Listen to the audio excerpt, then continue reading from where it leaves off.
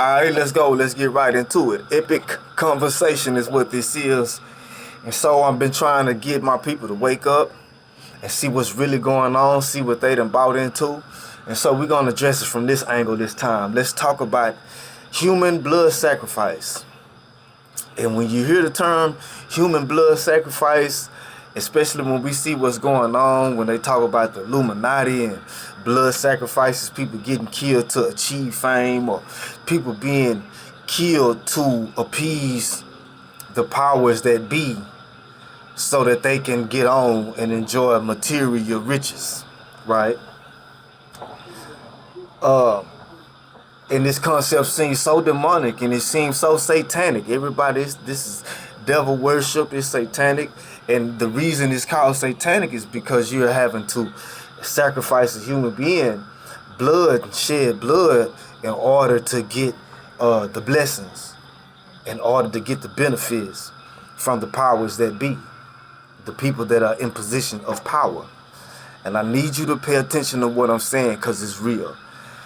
Elohim mean the powers. God, the word God from the Hebrew that is translated from was Elohim, and it means the powers. It's a plural word. And so when you think about the powers that be and the blood sacrifices that are performed so that people can get on and enjoy material riches from the powers that be in this world. And people see it as satanic, it's wrong, it's evil. Yet and still, Christians, your whole religion is based on human blood sacrifice.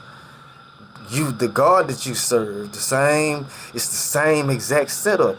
He said you can't please the God that you serve, the Lord, without some kind of bloodshed. And your religion is based on a person being killed, being sacrificed, so that you can enjoy blessings in this world. And looking at it from that angle, from that perspective, how can you call it satanic when you see it being done around you, when your whole religion is based on this concept? Human sacrifice, blood sacrifice, that somebody had to be killed. A person that's doing good and doing right, they have to be killed. That's the only way that the God that you serve can be pleased, can be satisfied. You got to kill something first. And so every week you commemorate this human blood sacrifice with eating and drinking of the blood of the one that was sacrificed, so that you can enjoy blessings and go to heaven. But you don't call your human blood sacrifice satanic. You don't call that satanic. Everybody else's is, but yours ain't. Y'all did y'all sacrifice right. Everybody else did their sacrifice wrong. You worship a demon. If the God that you serve could only be pleased with the shedding of innocent blood, if that don't sound demonic to you, if that don't sound satanic to you, I'm wasting my breath. But you should go back and read your book about all the genocide and the murders that your God sanctioned. Then you'll understand why he say he can't be pleased with nothing but bloodshed. And so, to be a part of your religion, you have to bathe yourself in the blood of this sacrifice. And every week, you have to commemorate this sacrifice with the drinking of the blood and eating of the flesh of this sacrifice. This innocent person that was killed, so that you can enjoy the blessings that you receive. But you don't call that satanic. That's not satanic. Everybody else's is, though.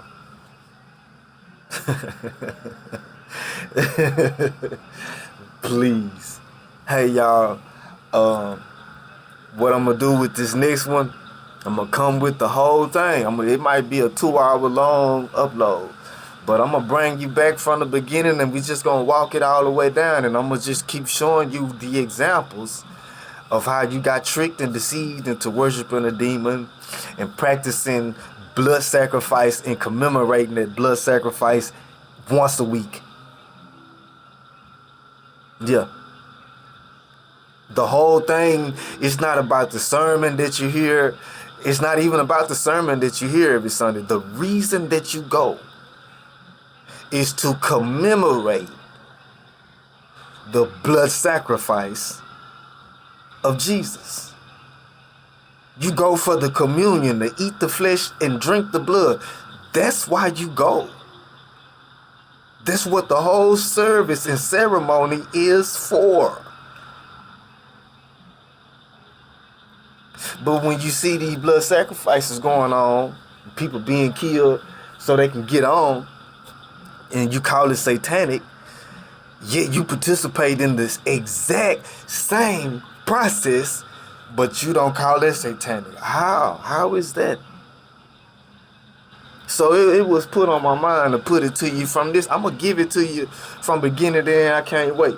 We're going to start in Genesis with, in the beginning, God said, in the beginning, God created the heavens and the earth was without form and void, and darkness was over the face of the deep. I'm going to break that verse down to you. I'm going to break it down to you right now, just for a prelude. In the beginning, God created the heavens and the earth. It was a done data.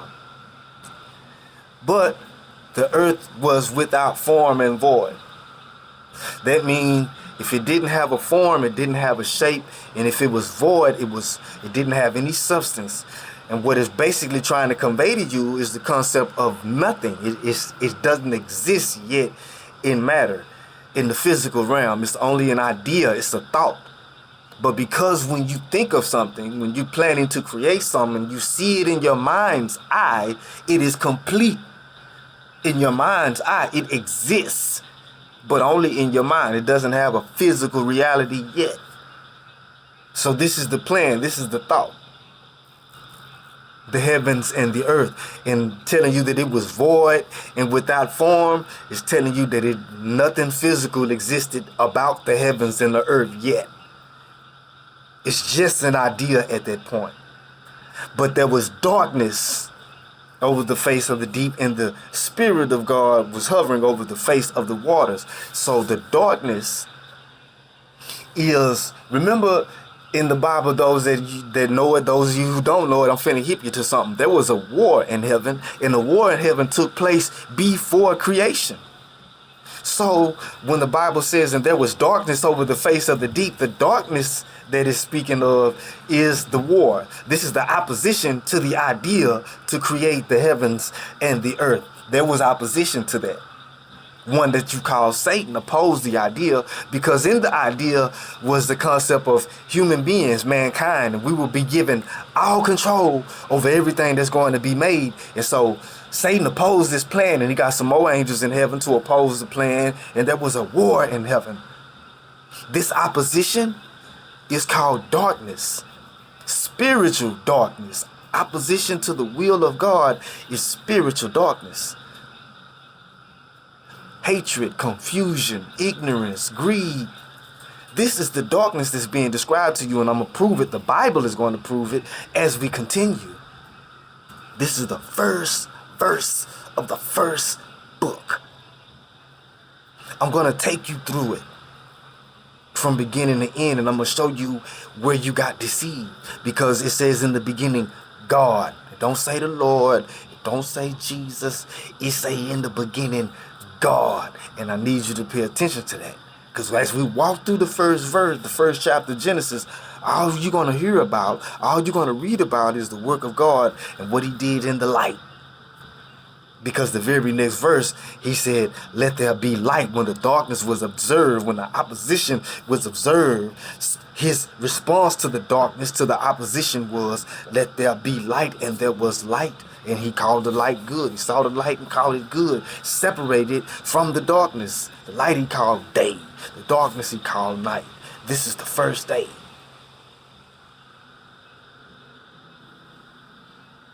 The light is what I've been telling y'all about. Is the light of the world. The one that Christians call Jesus. But Jesus is a person. So it can't be a person, because it ain't even no physical matter yet. The darkness is not physical darkness. Neither is the light. So it's not a person. It's a spirit. This is a spiritual being. These are spiritual beings. Everything that's created in the light from this point on is going to be made in the light. And that's what's called day. And because there is no sun yet, it cannot be measured. The first day cannot be measured because we measure time by the rising and setting of the sun. And because there was no sun yet, we cannot measure the length of that day. But it's describing to you the creation of the heaven and the earth, but it's also describing to you the war in heaven and the results of it. To understand the beginning, you have to understand the end. And the end, because the end of the book, Revelation, some of what's written in Revelation took place before the beginning. That's why somebody that has the ability to rightly divide the word has to come give it to you. And when the student is ready, the teacher will appear. But we're not going to go this time. This is just a preamble to get you warmed up, to let you know we're going deep into these scriptures and we're going to break them down. And I'm going to show you where you were deceived. I'm going to show you how you got tricked into worshiping Satan. But I want you to think about the fact that your religion is based on blood sacrifice. Every time you meet on Sunday is to commemorate that blood sacrifice. The communion is the eating and drinking of blood. If I tell you, hey y'all, let's go to a ceremony. Let's go to a ceremony to commemorate a blood sacrifice. And as a part of this ceremony, we're going to eat food that's going to symbolize the body and the blood of this sacrifice. And if you want to become a part of the group that participate in this ceremony, you have to bathe yourself in the blood of this sacrifice. You would think this is satanic. This is evil you're going to participate in, but this is your religion. Put to you in plain English. Epic conversation.